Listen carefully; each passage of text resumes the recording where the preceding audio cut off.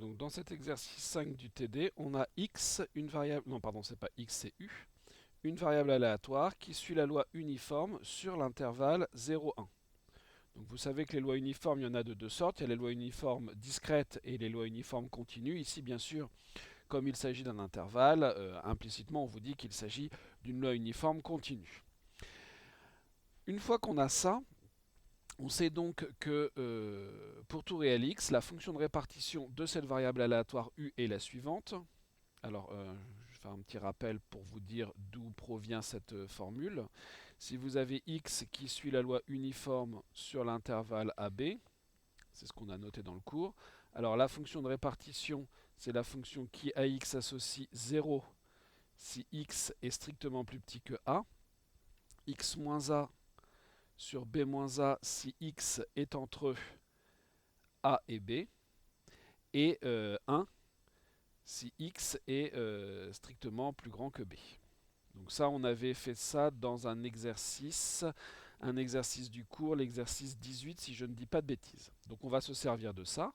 Donc ici, notre fonction de répartition fu, c'est la fonction qui à x associe eh bien 0 si x est inférieur à 0, x moins 0 sur 1 moins 0, donc x, si x est sur l'intervalle 0, 1, et 1 si x est plus grand que 1.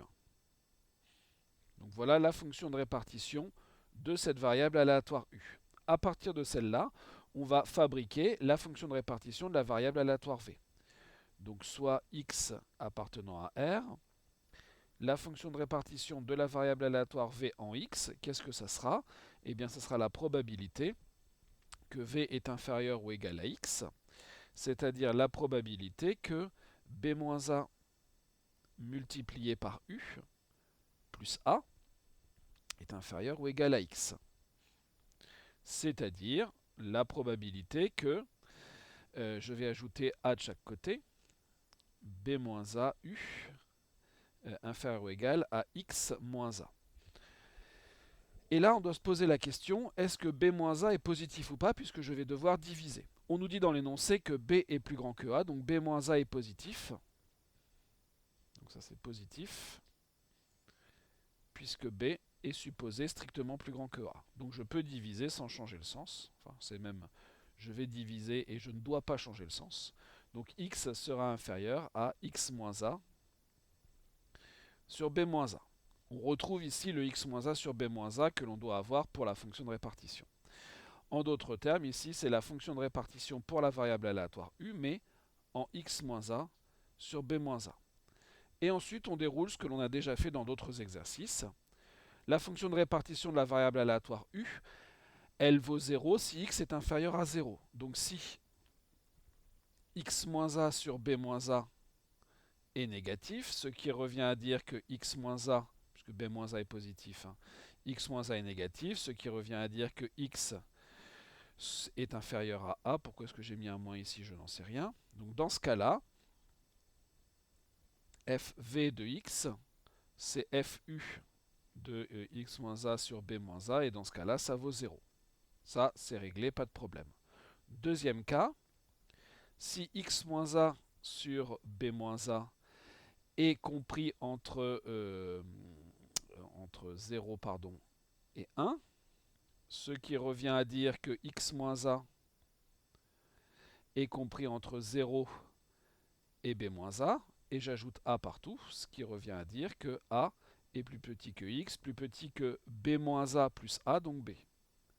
Donc dans ce cas-là, on a fv de x qui vaut fu de x moins a sur b moins a. Je remplace le x dans fu par x moins a sur b moins a, mais comme c'était simplement x, ici j'ai direct le x moins a sur b moins a. Et dernière partie, si x est plus grand que 1. Alors pas si x, mais si x moins a sur b moins a est plus grand que 1. Excusez-moi.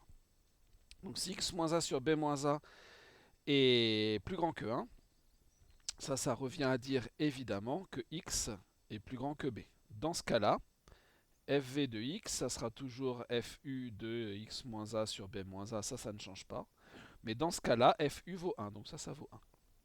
Donc finalement, notre fonction de répartition fv est la suivante. Donc c'est une fonction qui est définie sur R.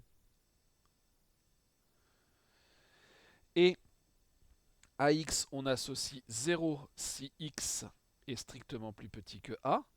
X moins a sur b moins a si x est dans l'intervalle AB. Et 1 sinon.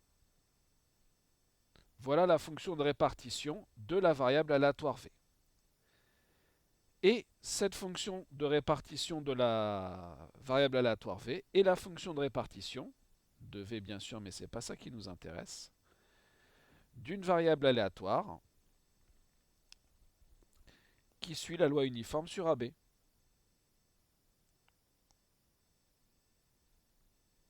Et comme on a dit que la fonction de répartition caractérisait la loi, on peut en déduire que V a la même fonction de répartition qu'une fonction qui suit la loi uniforme, donc V suit la même loi uniforme sur l'intervalle AB.